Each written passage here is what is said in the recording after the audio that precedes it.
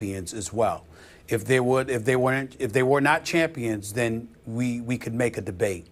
But the fact that they're champions, one's universally recognized as the best shooter in the game, not to mention he's a reigning two-time league MVP. The other is the reigning three-point shooting champion who feels he's better than the guy universally recognized as the best shooter in the game. As a shooter, he thinks, Klay Thompson thinks he's better than him, has gone about the business of proving that a legitimate argument could be made in regards to that time and time again. 37 points in one quarter, 11 three-pointers in a playoff game 6, 41 points in game 6 against OKC, et cetera, et cetera. Klay Thompson has stepped up in many, many, many big moments and has produced. And so when you look at it from that perspective, and the fact that they're champions, and they just overcame a 3-1 deficit against an elite team in the Oklahoma City Thunder, how can you deny what Kobe Bryant has said? They're marksmen, and they have no conscience. They will shoot at any time, from anywhere. Both have the ultimate green light and wouldn't care if they didn't. They'd still do what they're doing. I think that he's accurate. I also like, Stephen A., what Kobe said about, at a glance, I'm paraphrasing, but at a glance, they look so nonchalant. They look like just nice guys. And all of a sudden, Kobe goes to stone cold killers. Wow. That was some high praise from the Black Mamba, from Kobe Bean Bryant. Okay. And yet, here's where I have one small bone to pick. I'm not sure that Klay belongs in this conversation with Steph. Maybe not yet. And I get it. He saved their day and their night in Game 6 at Oklahoma City because, as you know, they trailed by 13. And Klay just flat out kept them afloat with no conscience, 3 after 3 after 3, after getting off to a slow start. I get all that. But I'm going to use the numbers that I used to start the show off. These are what are called clutch time numbers. It's the last 5 minutes of a game when the score's within 2 possessions, within 6 points. Steph Curry, through these playoffs, has scored 46 points under those conditions. Klay scored 7. And in that time, clutch time, in these playoffs, Steph Curry is 14 for 23 from the field, 9 of 13 from 3, while Klay is 1 for 10 in clutch time. Now, again, there are stretches of key times, key moments, key stretches, where Klay just goes berserk. He goes that 37-point quarter kind of berserk. Nobody can get hotter than Klay can for a stretch. But when the money's on the line, when the stakes are at their greatest, man, I want the ball in number 30's hands because he's the stone-cold killer to me, the baby-faced assassin. That may be accurate, but I think that we have to take into consideration that whatever Klay may be lacking, it's because he's deferring to some degree to that guy, Steph Curry. It's a difference between knowing that you're the man. And you may be right because, one of the things that Reggie Miller and others have pointed out is that Klay has the benefit of Steph.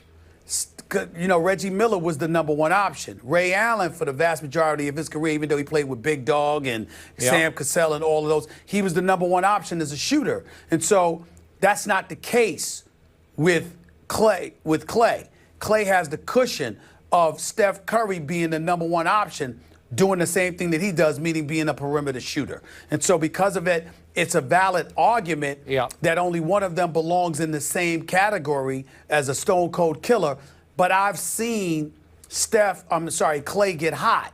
And I've seen his willingness and ability to bury you, not to mention the fact he usually produces to keep you afloat when Steph is struggling sometimes. That is correct. No, they're a really good 1-2 punch. They're a great 1-2 punch. Yeah, I wouldn't mess with that. I wouldn't mess with it. Hey, but in the end, Klay is more of a spot-up shooter.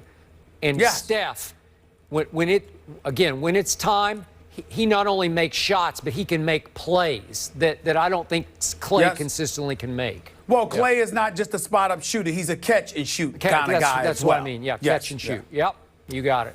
Steph off the dribble. All right, guys, game 1 tonight. We picked the series, but who gets this one at the Oracle? We'll break it down for you when we come back.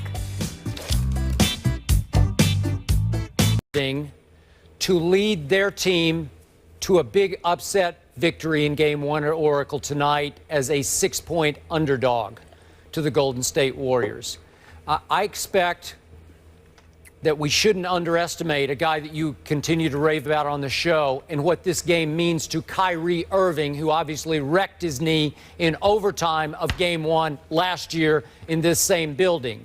I expect that Kyrie has been pointing to this night and this date for a long, long time, and I think he's going to unleash tonight and feel like, because he's now back at 100%, that he has some things to make up, some debts to pay here, I just think you're going to have a big, big game from Kyrie, and you're going to have a Game 1 and 2 and 3 that you got from LeBron last year when he went high usage rate. He controlled the ball about 40% of the time, which controlled the tempo and controlled the clock and kept the score down. He also did that in the first game this regular season on Christmas, as you recall, at Oracle.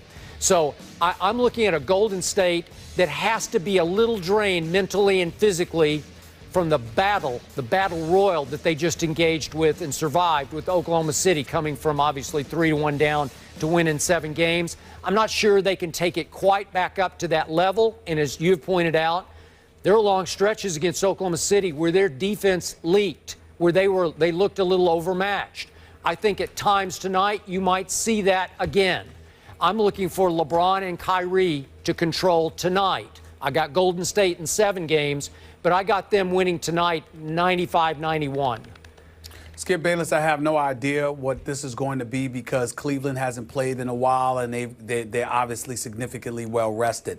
But I'm going to venture to guess that Golden State will have the edge tonight because they just finished playing. They're still in rhythm, yet still able to get enough rest to be relatively fresh for Game 1 tonight. If Cleveland was going to win a game, I'd have to venture they'll duplicate last season's feat of winning Game 2 because they will have figured out some things here or there, tweaked it just a touch, and found a way to steal Game 1.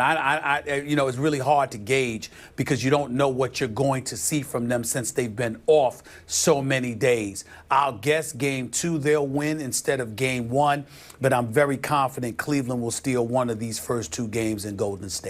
And by the way, remember Golden State lost Game 1 at home to Oklahoma City. And in all objectivity, I must point out, Steph Curry was very human in that game because in the fourth quarter, remember, he came up small. He was 1 for 6. He let his team down. He made it up as the series progressed, obviously.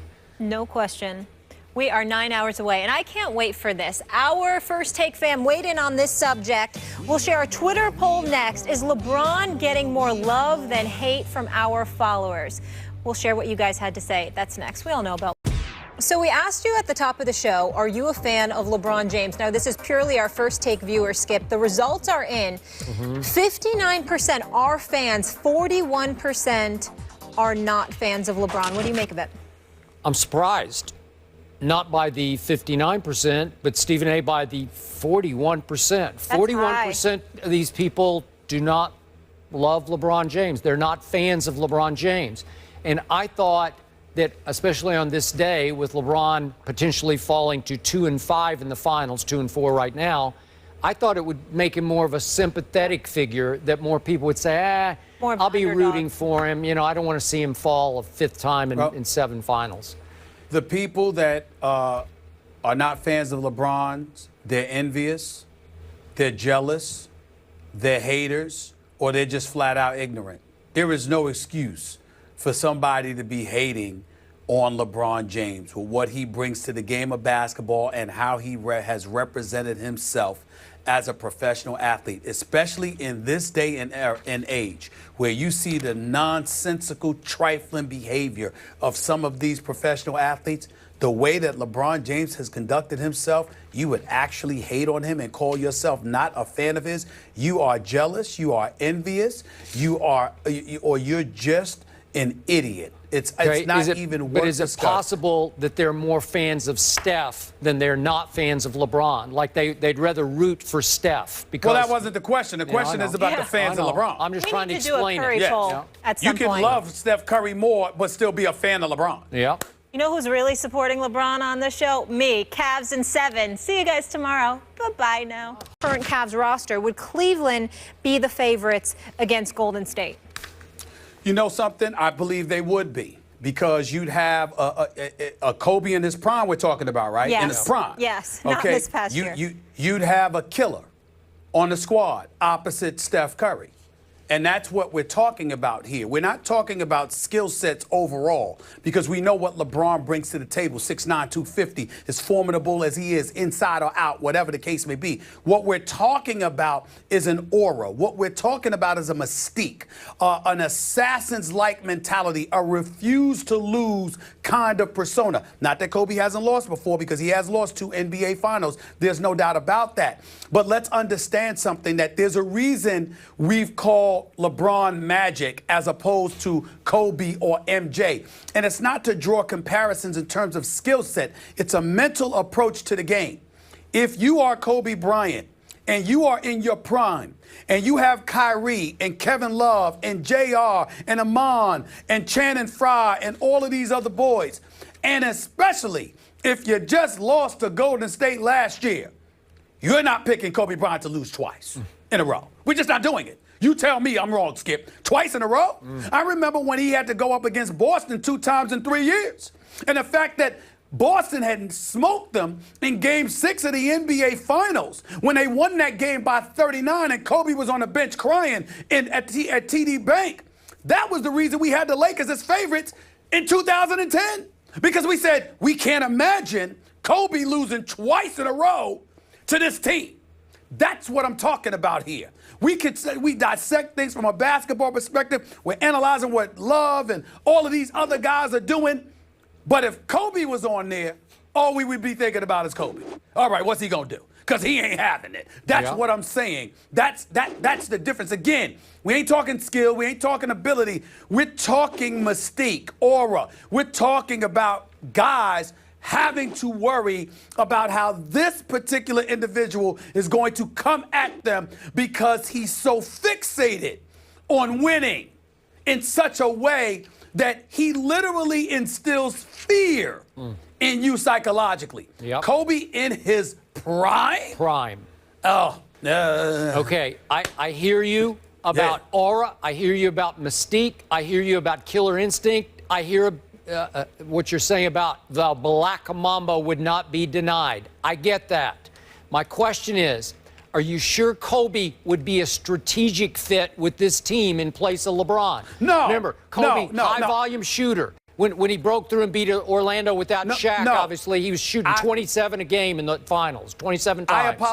I apologize, Skip. I'm not saying a fit for this particular team. I'm saying if you have a team that is considered that comparable to the opponent, where we're talking about a potential 7-game series.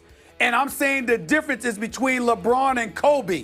What's your attitude going to be? I got it. That's what I'm saying. But I do love LeBron, his fit with this team, because it orbits around him. It's beautiful to watch. They have found something. That's why I think both of us are saying this is going to go 7.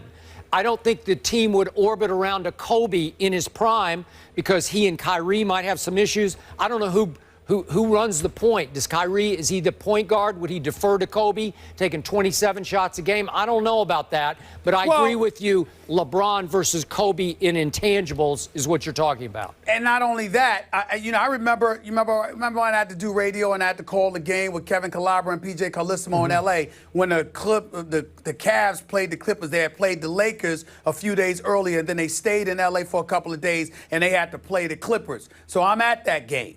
Well, the night before, Kobe was with Kyrie.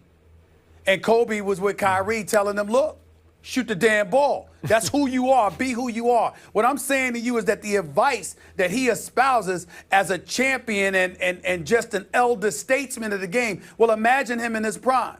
Again, if your talent level is comparable to the reigning defending champions who just beat you this time last year, and you got a second shot at them, and the difference is Kobe, Lord, let me tell you something right now. It wouldn't just be Steph and Klay doing their thing.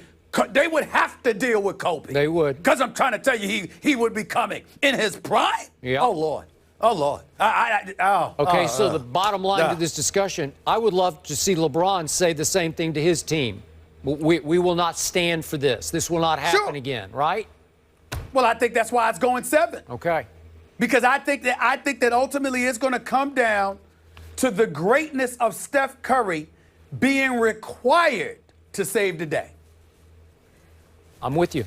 I feel like I keep saying this, but we have another great conversation coming up. Speaking of Kobe being known to have that killer instinct, so what does Kobe think? Who has that trait now? We'll hear what he had to say on the topic. Who has that Kobe killer instinct trait now in this game? We'll discuss it next.